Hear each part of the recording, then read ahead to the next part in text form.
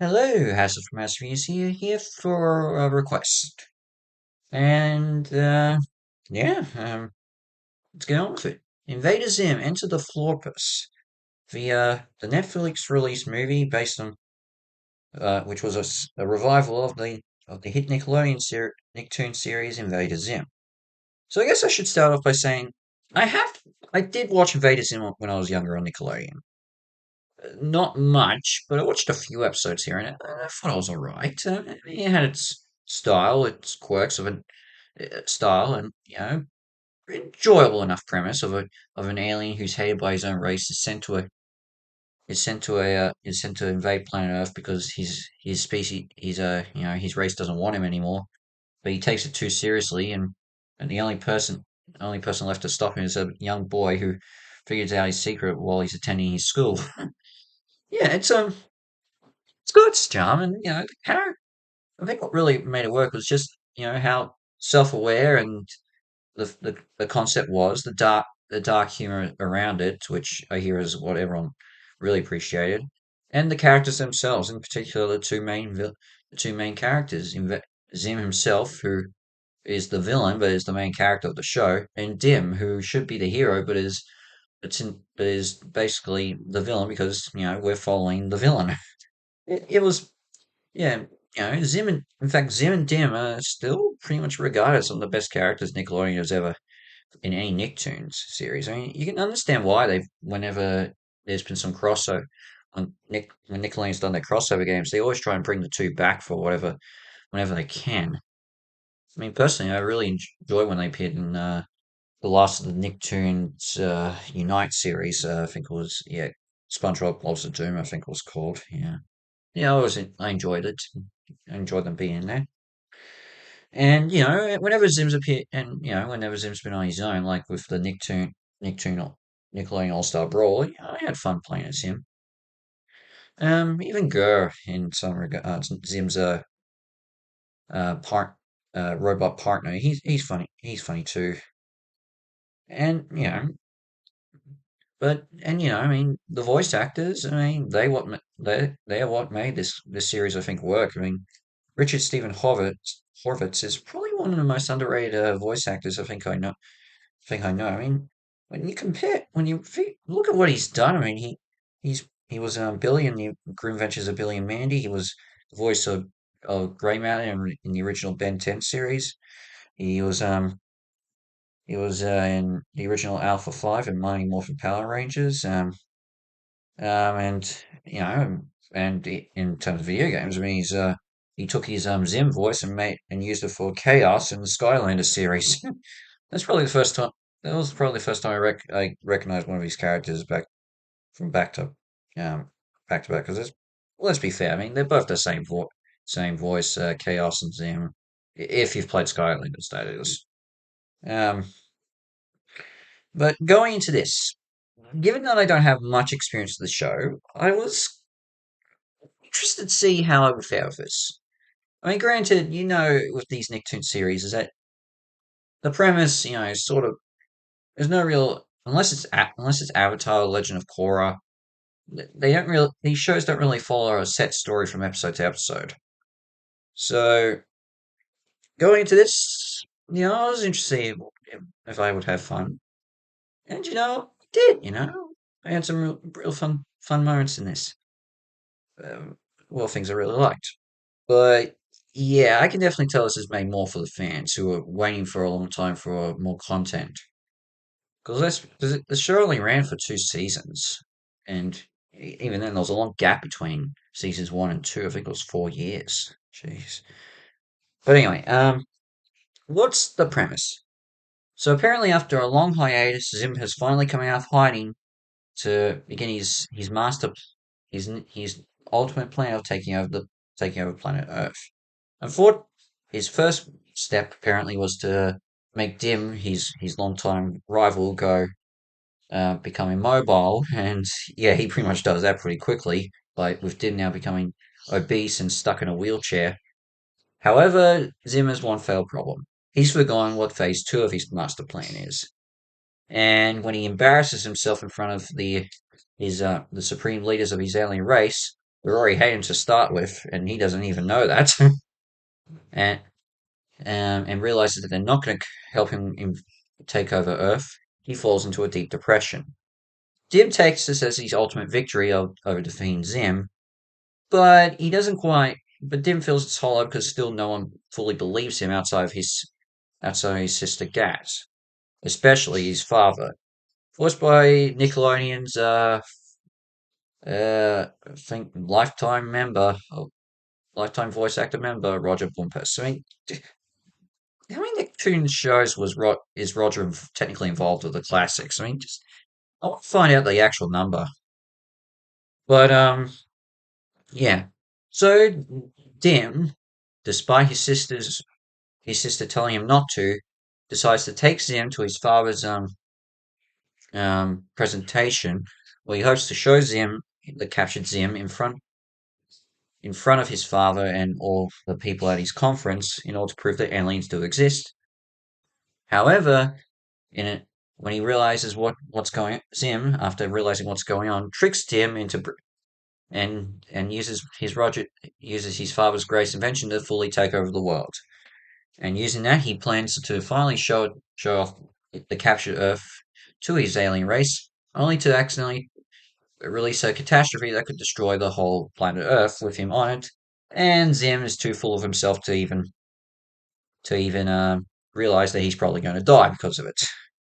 So, and his alien race just doesn't want to. I got it. I can't say, but let's just say his alien race is stupid with their logic. Well, the two supreme leaders. So it's up to Dim and Gaz to rescue their father and save planet Earth before Zim destroys them all. Yeah.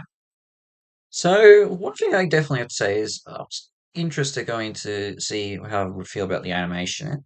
Quickly, it actually won me over. I don't know, it just the moment the movie started on Netflix, I was actually won over completely by this animation. It looked pretty good, and I was initially skeptical. It has its charm, and yeah, I love it. But with that said, the what I think the best thing in it is the character interactions and the voice actors. They are what I think made this work in both the show and this, and you can definitely tell just how much fun the original cast had getting back together again and voicing their characters. I mean, and the interactions between all of them are good. Zim and Dim, obviously, and his robot companion Gur, Zim and the Supreme Leaders. You got Dim with his sister Gas and their connection with and their their interactions with their father, and this alien that Zim creates to impersonate their father after he captures them. Jeez, that's really good.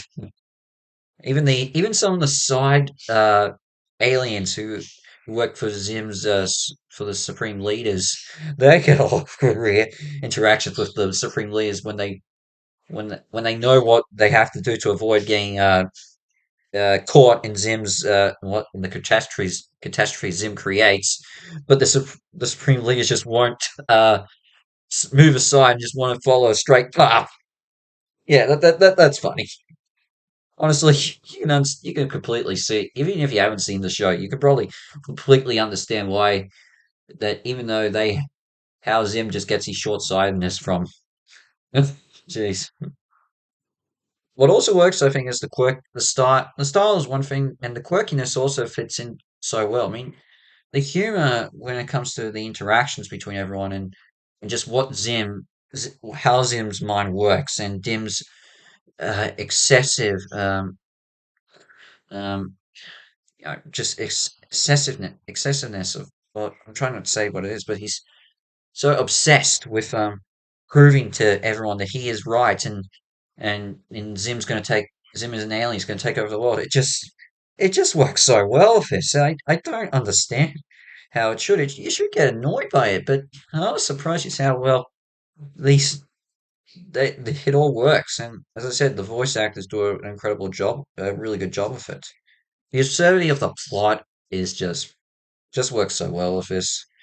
And in fact, the Florpus wormhole that Zim creates, and when Dim originally doesn't succeed in stopping him from going through, and they go through all these animation styles, and even I think a look at the video game of how Zim and Dim looked in the Nicktoons Unite games. They're just that was great.